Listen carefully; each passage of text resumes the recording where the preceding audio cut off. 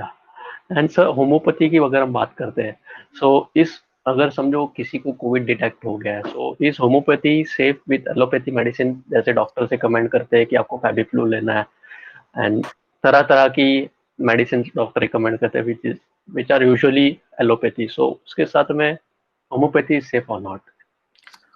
विवेक, इसके दो आंसर हैं। अगेन मैं एक अपने पर्सनल एक्सपीरियंस से दूंगा, एक जो साइंटिफिक वैल्यू। साइंटिफिकली होम्योपैथी और एलोपैथी दोनों बिल्कुल अलग अलग तरीके से काम करते हैं।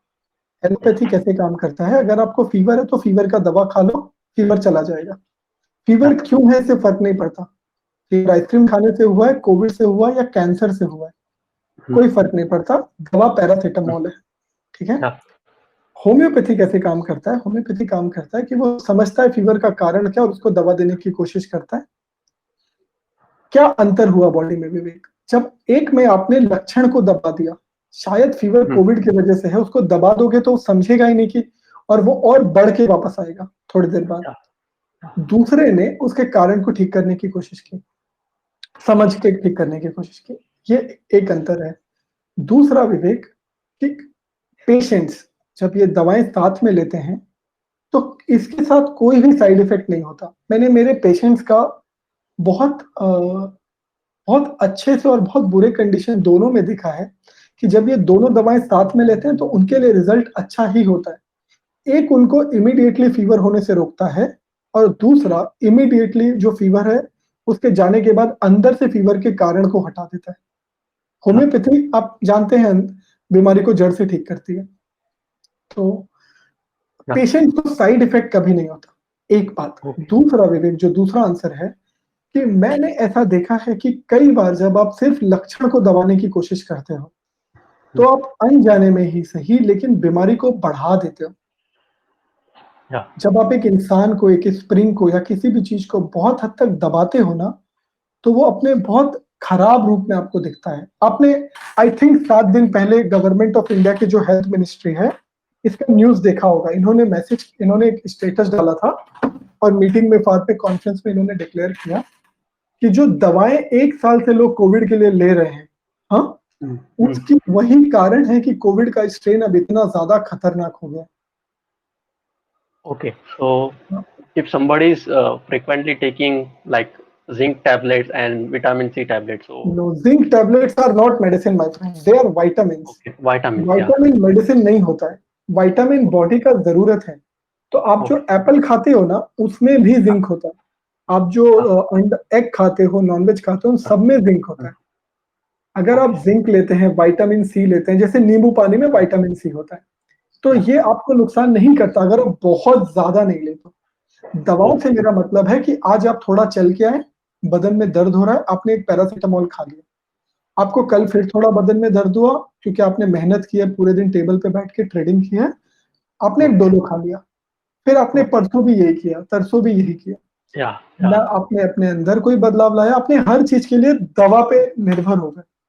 You mean like sort of taking, अगर if somebody is frequently taking antibiotics, so at end of the day antibiotic after some stage of time won't work.